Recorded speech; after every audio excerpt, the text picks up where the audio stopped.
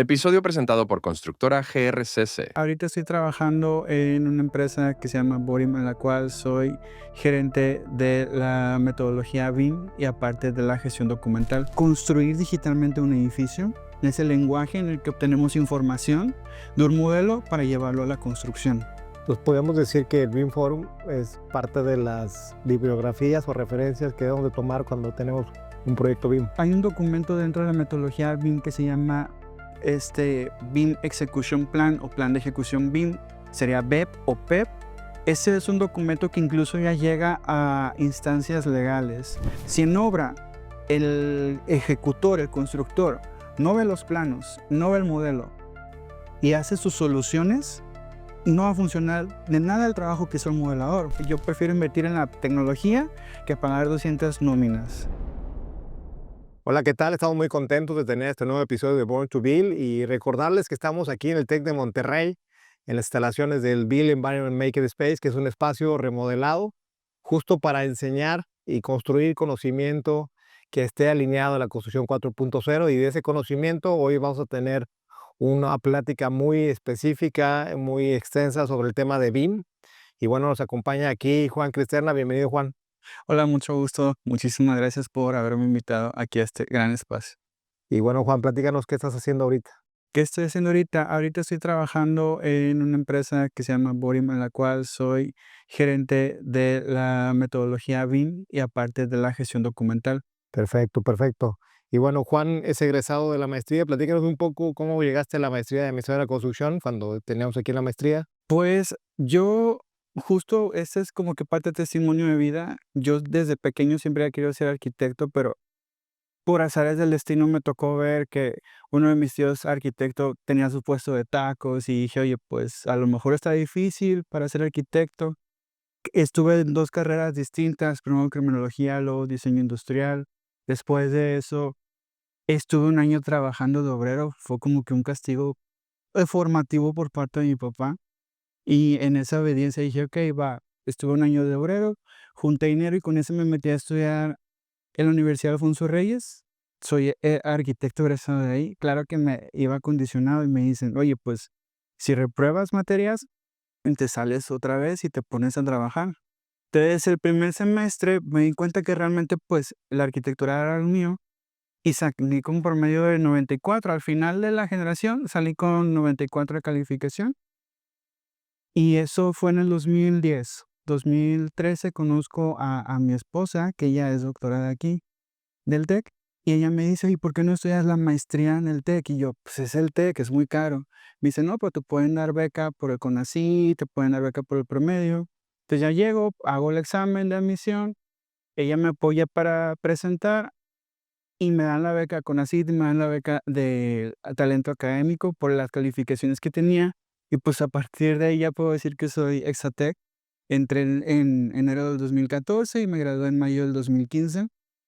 Este, y durante ese tiempo, mi tesis fue sobre la NOM 020 en el 2011, perdón, O sea, el tema sustentable, ¿te gustaba? de la sostenibilidad, exactamente. De hecho, yo había ido a una universidad a buscar aplicar en arquitectura bioclimática, pero pues sé que Dios pone las cosas de una forma u otra y no me quedé, no me aceptaron en esa maestría a pesar de tener las mejores calificaciones. Y ya fue como empecé con el tema. Tuve, mi asesor de tesis fue el doctor Miguel Davis, a quien aprecio y le mando unos cordiales saludos. Recuerdo las materias contigo, acá el doc fue mi profesor, él me dio la materia de Lean Construction, estuvo muy interesante. Y pues ya después de eso, yo desde el 2007 había conocido un software que se llama Allplan de Nemestec. Hicieron una demostración en la carrera y yo había visto cómo se veía un modelo tridimensional. Decía: "Oye, es una línea, pero esta línea es un muro, y este muro ya tiene propiedades de cuántos metros cuadrados son, en qué tipo de material". Entonces, toda esa información yo la anhelaba desde hace mucho tiempo cuando aprendí a AutoCAD y dije: "Oye, pues quiero, esto es mi especialidad, esto es lo que me gusta de BIM, de la metodología, de los modelos". Ya hasta después me di cuenta que ese es el lenguaje de Building Information Modeling, no modelaba la información de la construcción.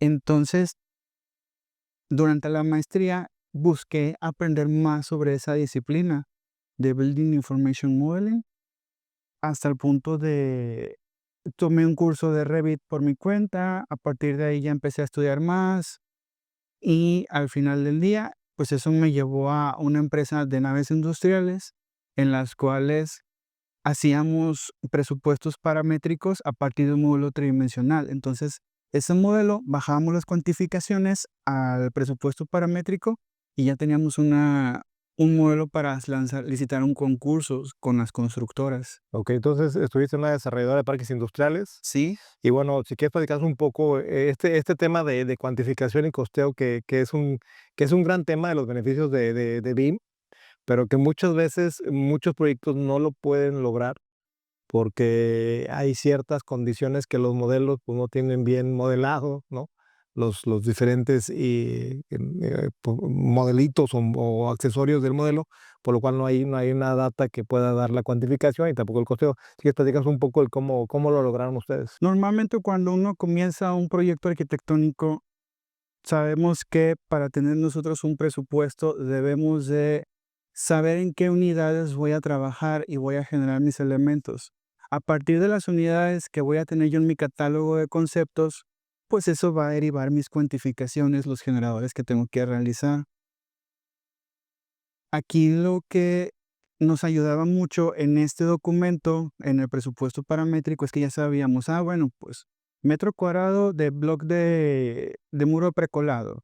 Si son láminas, metros cuadrados también. Si es estructura, es densidad por kilogramos. Si es muros de contención, nos vamos con metro lineal. Entonces, en base a eso, lo que te dice la metodología es, pues modela para que obtengas esas unidades. Oye, vas a decir, oye, pero pues vamos a trabajar con una estructura metálica que va a llevar unas vigas IPR, va a llevar unas vigas cuadradas, unas columnas, y llevan su soldadura, llevan su armadura. ¿Por qué no modelas eso también? Bueno, porque a final de cuentas, ese nivel de detalle, el cual ahorita te voy a mencionar, no lo requiero. Ahorita solamente para la cuantificación necesito cuántos kilogramos son. Entonces, si yo sé que los anclajes y la viga me da una densidad de tantos kilogramos por claro, pues entonces solamente voy a modelar la información que necesito para eso. Entonces, era lo que hacíamos, analizábamos como las unidades con las que teníamos que trabajar y modelábamos en base a eso. Ok, entonces como que iban del objetivo al alcance y para atrás empezaron a modelar para poder cuantificar y costear. Exactamente. Ahora, ¿qué era lo que nos definía cómo teníamos que modelar? Dentro de la metodología BIM hay un documento que se llama Load Specification, el cual fue definido por el BIM Forum. Dentro de los Load Specification hay un término que se llama LOD, que normalmente en inglés es Level of Development. Nosotros decimos nivel de desarrollo, que sería aquí en español. Y va desde el nivel 100, 200, 300, 350, 400, 450 y 500. La diferencia del lot 100 al lot 300 es en cuestión de modelado. 350, 400, 450, ya estamos aumentando más ese nivel de detalle. Y ya un 500 es meramente información técnica, fichas técnicas, página web, periodos de mantenimiento, materiales de los elementos. Entonces, cuando nosotros trabajábamos en esa etapa, decíamos, bueno, ok, para yo a veces ocupamos hacer secciones arquitectónicas de cómo iba a ir armado el muro de contención con su plataforma y decías, pues entonces la puerta que tengo que poner no tiene que ser representativa, así tiene que ser a un nivel 350 que traiga todas las conexiones para poder ver cómo va a interactuar con el muro de contención y el firme. Entonces, eso fue lo que nos iba delimitando el cómo íbamos definiendo los lots por cada elemento. Incluso BIM Forum, el lot specification te proporciona una tablita de Excel donde vas definiendo esos niveles. Entonces podemos decir que el BIM Forum es parte de las bibliografías o referencias que debemos de tomar cuando tenemos un proyecto BIM. Exactamente. Incluso ese documento, si yo lo anexo hay un documento dentro de la metodología BIM que se llama BIM Execution Plan o Plan de Ejecución BIM, sería BEP o PEP. Ese es un documento que incluso ya llega a instancias legales. ¿Por qué? Porque te indica el proceso de la generación y gestión de los modelos. Incluso ahorita, a nivel internacional, una de las primeras normativas con las que trabajábamos esta disciplina, la metodología BIM, era la PAS 1192, que comenzó en Inglaterra y luego de ahí migra a la ISO 19650, la cual ahorita pues sabemos que las normativas ISO son estándares de calidad.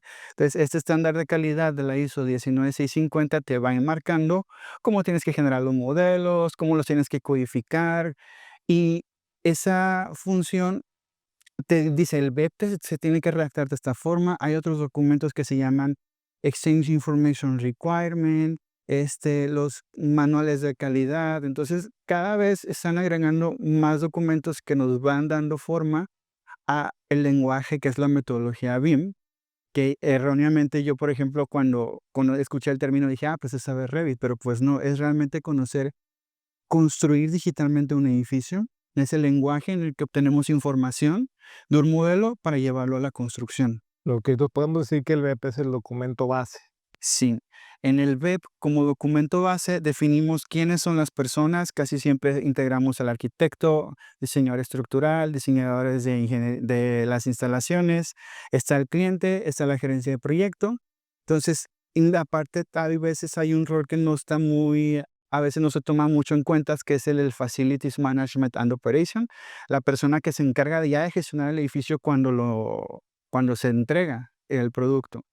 Entonces, se definen las personas, se definen los canales de comunicación. Oye, vamos a mandar la información a través de una nube, que es un entorno común de datos, o vamos a comunicarnos por correo, vamos a enviar información vía transmitas, submitas, oye, por WhatsApp, ¿es válido o no es válido? Entonces, vamos definiendo eso y definimos ahora sí que para qué requiero yo los modelos. Oye, ¿necesito un modelo para fabricación de estructura? Bueno, un modelo para fabricación de estructura requiere que yo tenga unos lots muy altos. ¿Por qué? Porque fabricación de estructuras ya tengo que poner las soldaduras, los engranajes, las conexiones. Oye, voy a hacer un modelo para análisis de emplazamiento del sitio. Pues con un lot 200 es más que suficiente porque vamos, volamos y capturamos el sitio con una nube de puntos. Oye, necesitamos sacar resolución de interferencias, cuantificaciones para un catálogo de conceptos. Pues un lot 300 es suficiente. Entonces, en el BEP integramos el lot specification y ya sabemos cómo tenemos que modelar los elementos. Aquí hay algo muy clave que sucede y que me ha tocado ver que pasa en la industria. Conforme entró la metodología BIM, hubo muchas personas que empezaron a modelar lo que veían en el plano. Pero, ¿qué pasaba cuando ocurrían las interferencias y decías, ok, este tubo va aquí a 5 centímetros, lo voy a mover 2 centímetros, lo voy a acercar a la pared y ya voy a librar esta interferencia? En tu modelo está bien, pero luego ya cuando haces el proceso constructivo resulta que ahí va una soportería, un perfil unicanal, el cual era de 4 centímetros y por esa situación ya no podías tú mover el tubo hacia el otro lado. Entonces, ¿qué pasaba? Pues constructivamente, digitalmente tu modelo estaba funcionando, pero constructivamente no. Y ahí tenían que entrar órdenes de trabajo ya en sitio que tenían que resolver. Entonces, ¿tú recomiendas que también hay una experiencia de construcción que esté influyendo en los modelos? Sí, definitivamente debe el modelador o el BIM modeler debe de tener un background de la construcción, de saber los procesos de construcción. Oye, si voy a construir, yo por ejemplo estoy muy especializado en el diseño en las instalaciones. Entonces me ha tocado ver mucho esa parte, oye, ¿cómo voy a soportar las tuberías que llevan pendiente? A veces dices, bueno, pues este tipo de perfil me va a servir, este tipo de soportería, esta sí, esta no. Entonces, he visto la importancia del conocer de construcción, procesos constructivos al momento de modelar, porque esto te va a resolver muchos problemas que luego van a salir. Hace poco nos sucedió en un proyecto que se llama, que es unas torres que están aquí por Nuevo Sur, en las cuales el lambrín que estaban utilizando para el drenaje en la cocina era un perfil de 6 centímetros más su hoja de 1.27 centímetros. ¿Qué sucedió? La instalación la estaban diseñando, la tubería de drenaje sanitario era tubería de DWV. Entonces, la tubería de 2 pulgadas de DWV no mide 5 centímetros, mide 7 centímetros en su punto exterior. Por lo tanto, eso hacía que el codo o la tubería hiciera una interferencia automáticamente con el lambrín de 6.35 centímetros. Por lo tanto, tuvieron que rediseñar los muros de tabla roca y cambiaron a un perfil de aluminio de 9 centímetros para que pudiera caber el tubo y no tuvieran problemas. Entonces, ese tipo de análisis hasta hay que saber resolverlos en base a experiencia constructiva, en base a revisar las fichas técnicas de los materiales que estás proponiendo. Ok, y si tú le dieras un consejo a desarrolladores, gerentes de proyectos o constructoras de cómo se debe de contratar o recibir una propuesta de BIM, qué debe de contener de lo básico para que no haya después temas, ¿no? ¿Qué le recomendarías? En ese caso, algo que me ha tocado ver es que no se vayan por un lot 350, 400, porque eso genera modelos muy pesados, muy complejos de manejar en obra o en la oficina para el fin que necesitas. Si dices, oye, necesito hacer un presupuesto paramétrico, un lot 200, 300 te puede funcionar porque el presupuesto paramétrico te puedes ir con metros lineales, metros cuadrados, piezas.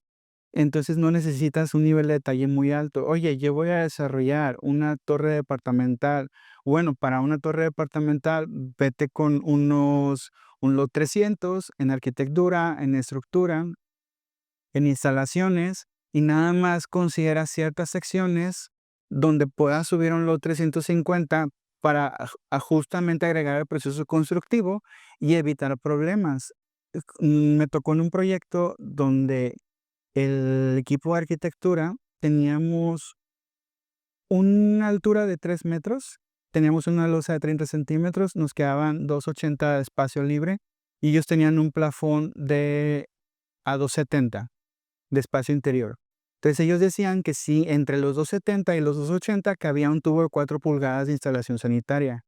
El problema fue que cuando yo reviso el plafón que habían puesto, solamente habían puesto una hoja de 1.27 centímetros, lo cual la estructura de un plafón, pues es su plafón, más lleva su soportería, y eso hace que mi plafón sea de 7 centímetros, 7 centímetros y medio. Entonces automáticamente los 10 centímetros que tenía ya no los tenía, ya me quedaban 3.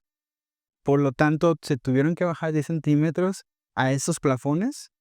Lo bueno fue que en este proyecto todavía no habían salido a venta porque pues si no, ya se hubieran metido en un problema legal. Entonces es muy importante eso, que el desarrollador sepa, ok, si yo quiero estas cuantificaciones, si yo quiero estas interferencias, respetar también los procesos constructivos. Algo que está sucediendo mucho aquí en Monterrey es algo que se llama una alianza BIM a nivel organizaciones civiles, gubernamentales, públicas, privadas y educativas, donde se está definiendo un mismo estándar, un mismo plan de ejecución BIM para que todos trabajen al mismo par y podamos todos al momento de cotizar, se coticen los mismos alcances con la misma información y cuando tú recibas un modelo puedas ver la misma información porque ya te están definiendo los colores, por ejemplo, para las instalaciones, para la estructura, para la arquitectura y así ya todos en el estado, al menos aquí en Nuevo León, se familiarizarían con la información que van a recibir. Ok, perfecto. Y bueno, para ir cerrando el tema de bien y luego empezar con el Jesús Vidal, te digas un poco tu experiencia, cuántos metros cuadrados te ha tocado estar integrando, modelando, pues en proyectos, ¿no? En proyectos de todo tipo, verticales, industriales. Pues mira, en proyectos industriales para la generación de presupuestos paramétricos, yo creo que sí me tocó trabajar en unas 15 naves industriales que se traducirían como en 250 mil metros cuadrados, considerando solamente el core and shell sin el área de estacionamiento. En cuestiones de proyectos multifamiliares, departamentales y de usos mixtos, me tocó comenzar a trabajar en Borim en 2018, noviembre de 2018, con un proyecto cerca a Vía Cordillera. En ese eran 108 apartamentos, 35,000 metros cuadrados de construcción. Luego me tocó trabajar en un proyecto de torres de oficina que está aquí sobre Avenida Constitución. Ese creo que también eran 45,000 metros cuadrados de construcción. Luego el que digo que es como mi primer proyecto dentro de Borim, que es mi bebé, sería Torre Lucía, la cual está en Félix U. Gómez y Canal Santa Lucía, en la que son 45,000 metros cuadrados de construcción, 254 apartamentos, y me tocó que modeláramos la arquitectura, la estructura, las instalaciones, incluso tener iteraciones con el arquitecto principal. Luego tuvimos Torre Caliza, y actualmente ahorita estamos trabajando, nos tocó trabajar en otros 3 proyectos más, y aparte urbanización. Entonces, yo creo que unos también 300, 400,000 metros cuadrados de construcción, de modelación BIM, de generar planos, cuantificaciones, resolución de interferencias y procesos constructivos. Y bueno, platicamos un poco, antes de irnos a gestión, la parte de solución de interferencias, qué es los detalles que hay que cuidar para que realmente se resuelvan, ¿no? Yo creo que lo importante para el momento de resolver interferencias es lo siguiente: cuando nosotros como integradores recibimos la ingeniería por parte del diseñador, el diseñador va a ver solamente, aquí hay un hueco, acá sale mi instalación, me voy a ir por aquí esta zona, pero él no ve que está pasando por alguna viga, por alguna columna. Entonces ya yo como integrador empiezo a revisar y le empiezo a decir, oye, mira, por esta zona tenemos que pasar, aquí hay que agregar un quiebre. El proceso constructivo es muy importante. Justo ayer platicaba con una clienta sobre, tenemos que poner coladeras en un drenaje pluvial. Lo ideal es que, y la norma te pide que siempre vayamos con coladeras en Y, pero si quieres ahorrar espacio entre la conexión vertical con la coladera, nos podemos ir a 90. Me dice, no, vámonos con las Y, con el proceso constructivo. Entonces, yo creo que lo importante es siempre el integrador tiene que conocer el proceso constructivo y pedirle al diseñador que todo lo diseñe y todo lo modele en base a proceso constructivo. Y eso va a evitar retrabajos en obra. Y luego está el punto cuando llegamos a la obra. Si en obra el ejecutor, el constructor, no ve los planos, no ve el modelo y hace sus soluciones, no va a funcionar de nada el trabajo que hizo el modelador, porque tú construiste digitalmente. Sí. Entonces, si construiste digitalmente y te salieron cero interferencias y luego llega el constructor y no toma nada de esto y va a decir, no, hay muchas interferencias, ahí ya no es el problema del modelador BIM, del integrador BIM, sino del constructor que no está tomando la referencia. Ok, perfecto. Y bueno, vamos a hacer el switch a gestión documental. Podríamos decir que te ha tocado ser el encargado, el responsable, gerente de, yo creo que el proyecto más grande que ha habido en la historia de México en cuestión de documentos, que es, platícanos un poco qué es la gestión documental, el control documental y después ya, si quieres platicarnos un poco el detalle de este proyecto donde pues ahí hubo miles y miles de, de documentos, ¿no? Sí, en este caso, la gestión documental proviene de un proceso de calidad de las normativas ISO también, el cual está integrado incluso dentro de la metodología BIM. Cuando nosotros llegamos al proyecto de esta industria petroquímica, nos dicen, ten, aquí está el documento, especificación técnica que te dice cómo se tiene que llevar la gestión documental, la cual necesitas un entorno común de datos y seguir este diagrama de flujo de proceso y codificar así los documentos. Es la primera vez que a mí me tocaba ver tanta organización para un proyecto y luego ya lo entendí por qué. Porque el documento de las bases técnicas nos estaba hablando de 50, terminamos con hacer una lista maestra de documentos. En esta lista maestra yo voy catalogando catálogos de conceptos, planos, fichas técnicas, diagramas de flujo, diagramas de procesos, volumetrías, requisiciones, procedimientos. Entonces, como 30, 40 documentos que teníamos que conocer, que teníamos que estandarizar a que siempre fueran legibles, por ejemplo, que tuvieran su mismo formato de portada o el membrete de, si es una tamaño doble carta, es este tipo de membrete, si es tamaño de ARC-D, es este membrete, si es ARC-E, es otro tipo de membrete. Entonces, bastante organizado toda la información, la gestión documental es cómo a partir de un número o de una etiqueta, ellos decían el tag, puedes obtener la información de ese documento sin ver nada más. Entonces yo me acuerdo que veía el nombre del proyecto, luego el tipo de paquete, luego en la fase de construcción en la que estaba, luego la WS, luego la disciplina, luego después de la disciplina venía el tipo de documento y venía el documento constructivo.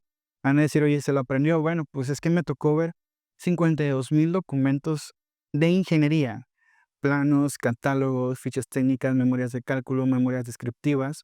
Entonces, 52,000 documentos es bastante. En un proyecto arquitectónico, un proyecto de departamentos, puedes ver 700,000 planos, pero 52,000 documentos para mí ha sido la mayor cantidad de documentos que me ha tocado ver en un proyecto, y me tocó gestionarlo con 15 personas, nada más. Y usando tecnología, ¿no? Sí, algo que traíamos de diferencia contra las otras empresas que estaban ahí trabajando en los paquetes, es que nosotros traíamos un entorno común de datos, el cual funcionaba a través de línea, y el equipo que teníamos trabajaba a distancia. Incluso teníamos gente que estaba en Tabasco, en Ciudad de México, en Guadalajara, en Monterrey, en Chihuahua, y entre esos 15 gestionábamos los 52,000 documentos. Y era una nómina pequeña, porque nos comentaron de otro paquete. Ellos tenían una nave industrial de como 1,000 metros cuadrados para gestionar 50,000 documentos también, pero era una nómina de 200 personas. Imagínate el ahorro de 15 personas contra 200. O sea, es un Es ahorro abismal. abismal. Y la plataforma no fue es costosa, pero para la cantidad de información con la que trabajamos fue. Definitivamente yo volvería, yo diría, yo prefiero invertir en la tecnología que pagar 200 nóminas, porque eso hizo más eficiente y más rastreable el contenido. En auditorías nos iba muy bien, porque todo estaba legible y todo estaba trazable. Okey, y bueno, platícanos rápidamente, como penúltima pregunta, ¿qué es un entorno común de datos y cuáles tú con cuáles has interactuado? Un entorno común de datos es, si alguna vez han escuchado sobre Dropbox o sobre Google Drive o OneDrive, es una nube en la que todos tenemos acceso, en la que tenemos que gestionar los permisos de las personas que van a acceder y donde la información se actualiza en tiempo real. ¿Cuántos entornos comunes de datos me ha tocado trabajar? Justo para el proyecto de la refinería, estuvimos trabajando con ProjectWise de Bentley. Me ha tocado trabajar con Autodesk Construction Cloud. Ahorita uno de los proyectos en el que estamos trabajando es Trimble Web Connect. Hemos trabajado también con Buildpeer. Incluso Buildpeer nos ha apoyado bastante en algunos proyectos en el TEC, ha apoyado para los alumnos que se van a graduar. Con Procore también me ha tocado trabajar, incluso en certificaciones que se nos han asignado. Entonces, nos ha tocado trabajar con casi todos los entornos comunes de datos. Excelente, Juan. Y bueno, ya para finalizar, ¿cuáles serían tus recomendaciones para los civiles y los arquitectos que están por egresar o recién egresados y que quieren estar interactuando con este mundo de BIM y de tecnología? ¿Qué les dirías tú para salir bien, bien entrenados? Pues lo primero es, busquen certificaciones. Hay bastantes certificaciones gratuitas. Por ejemplo, Procore tiene una página para certificaciones gratuitas. Aprendan sobre modelación, sobre cómo se construyen los elementos. Cuando vayan a los edificios, tomen fotografías de cómo está todo instalado. El año pasado me tocó, gracias a Dios, hacer bastantes viajes. Entre ellos estuve en Austin, estuve en Houston, estuve en Filadelfia, en Nueva York, Chicago. Entonces, en todas esas partes me tocó, veía un edificio y tomaba fotos de cómo estaban las instalaciones, cómo se estaban soportando, cómo se estaban diseñando. ¿Por qué? Porque esas fotos me sirven a mí para después decir, ok, así es como puedo solucionar yo la construcción en un modelo tridimensional.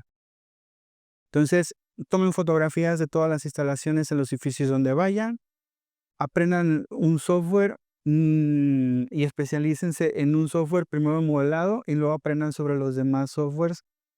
Cada uno tiene alguna función específica y yo creo que esas serán, y certifíquense, esas serán las recomendaciones. Es importante, ¿no? La certificación. Sí, las certificaciones les van a ayudar a abrir mucho las puertas. Y en tu consideración, ¿dónde estamos en México en BIM? A nivel global, digo, hay otros países mucho más Sí, involucrados en los proyectos BIM. En México, ¿tú cómo lo ves? pues lo que me ha tocado ver justo en la industria petroquímica están muy avanzados, está muy bien adoptada la metodología BIM en la industria petroquímica. En la industria de la construcción, estamos en la industria privada, he visto bastante avance, en la industria pública van poco a poco avanzando. Aquí la Alianza BIM está haciendo un trabajo muy interesante en el estado.